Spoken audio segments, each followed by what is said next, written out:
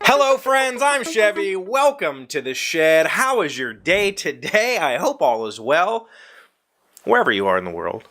Here in West Virginia, it's hunting season. So if you don't want to get shot getting out of your car, you need to make sure you're wearing the appropriate amount of orange, which I believe is 40 square centimeters. Could be wrong on that.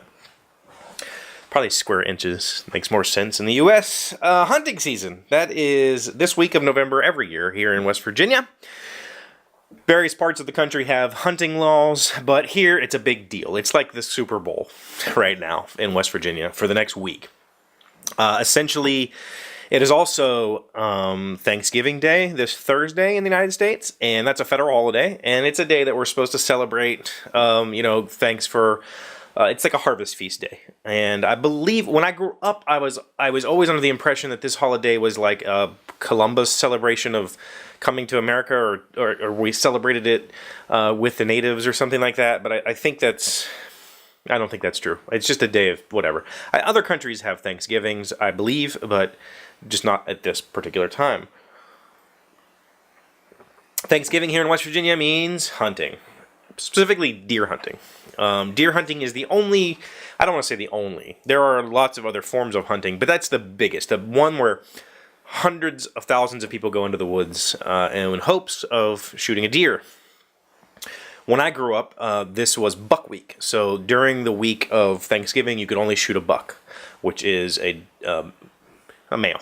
And then the next week, you could shoot a buck or a doe. And then there was doe season, which when you can only shoot a doe. Now, I say that it's actually not buck or doe season, which is something that maybe you don't know if you're not from hunting.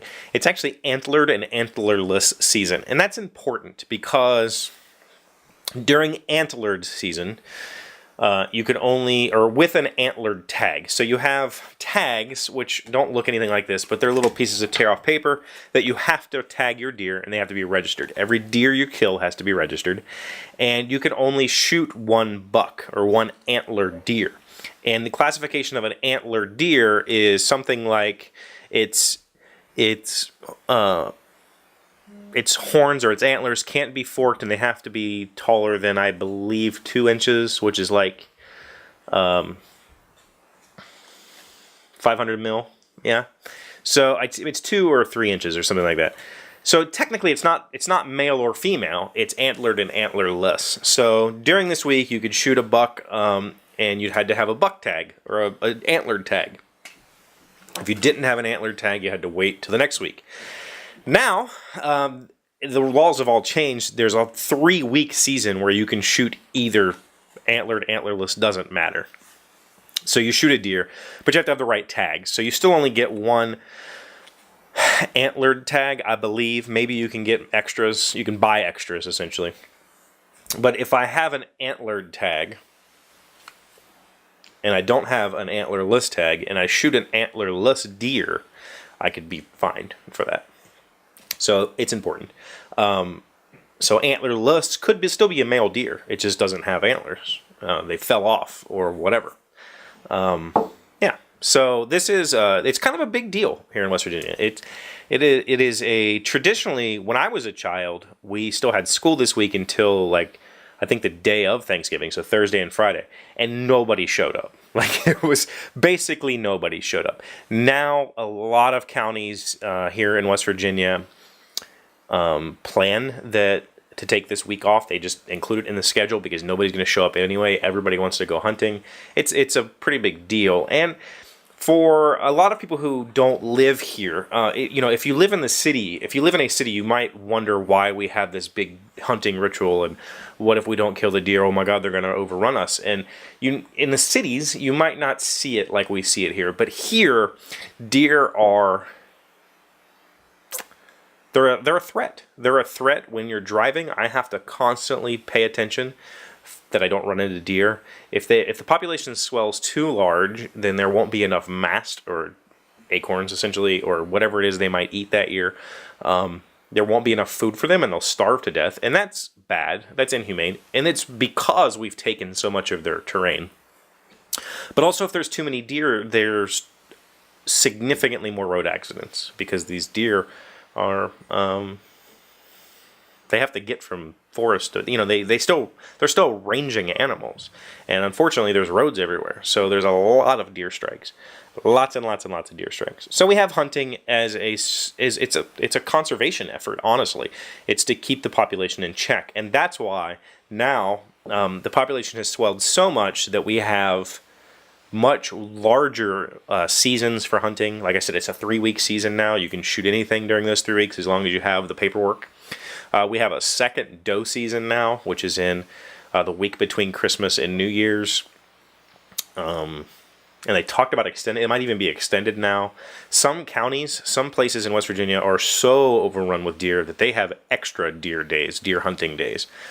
You also have bow season when you can shoot, and that runs for months. You have muzzleloader season, which you can use like a primitive muzzleloading rifle. So there's lots of different ways that you can help in the conservation effort. Me personally, I have hunted deer many times in my life.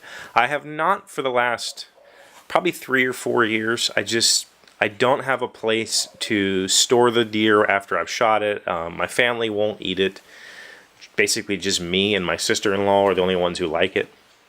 So if I shoot it, and I can't eat all that meat before it goes bad in the freezer. So I end up giving it away.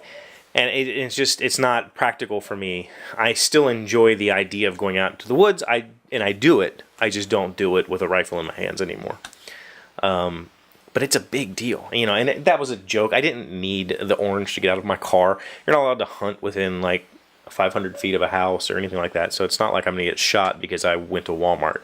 It's not the Wild West here, folks. I work for a Polish board game company, and they've constantly talked like, how many guns do you have? There's deer in your yard. There's, bear. Is it like the Wild West there? Like, no, not really. It's just a normal place to live. But, so that was a joke. I'm not getting shot because I walked outside my house. But I would love to know if you hunt, if you have experience deer hunting, if you have experience with any kind of hunting for that matter. I have tried most types of hunting except for turkey. Turkey hunting, here in West Virginia, there is a fall and a spring turkey season. And when I grew up, my uncle lived beside this bait shop, this bait and tackle shop. You could go there and you could buy earthworms for fishing. You could buy fishing lures. You could also buy bow and arrow and guns and targets. It's basically your like all-in-one stop for hunting and fishing. And the man there got shot in the leg twice, 2 different times, turkey hunting. And so that just scared me as a kid. Turkey hunting is dangerous. When you turkey hunt, you do not wear the blaze orange because turkey are extremely intelligent and will run at any sight of humans. So people camouflage themselves and then people get shot. Deer season here, rifle season. Let me take that back. During rifle season, you have to wear the orange. If you are not wearing the orange, I believe it's jail time. Minimum, I don't know. Maybe I could be wrong. But it is a big fine if you're not wearing the orange. And that's because there are so many people in the woods. If it's public land, and even private land, you'll have poachers, people coming onto your land. But if it's public land where a lot of people hunt, you have to have that orange on. You don't want to go out there. So, never been shot at during hunting that I'm aware of. That's good. I used to bow hunt a lot. I loved bow hunting, and I haven't done that in a very long time either. It's just kind of fallen out for me. I still enjoy my time out in the wilderness. I still enjoy shooting. I have quite a few weapons. I've shown them before, and enjoy firing them and enjoy practicing with them. I was a Marine. It's in me.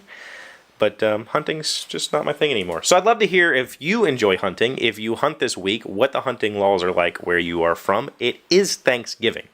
I'm going to ask one thing of you. Thanksgiving Day, I am doing a show. I would like to give thanks, and I want to hear what you're thankful for. And in order for you to tell me, I would like for you to call into the show. The call-in number here is 304-602-SHED. That's 304-602-7433. Call in and tell me what you're thankful for so I can have some stuff to play on Thursday and talk about it. I would love to hear everything that you're thankful for. So thank you guys for being here as always. Please call in. Please continue to email me. I've gotten some amazing emails lately. Chevee@thedailyshed.com. Don't forget to come back tomorrow. We do this Monday through Friday, every weeknight.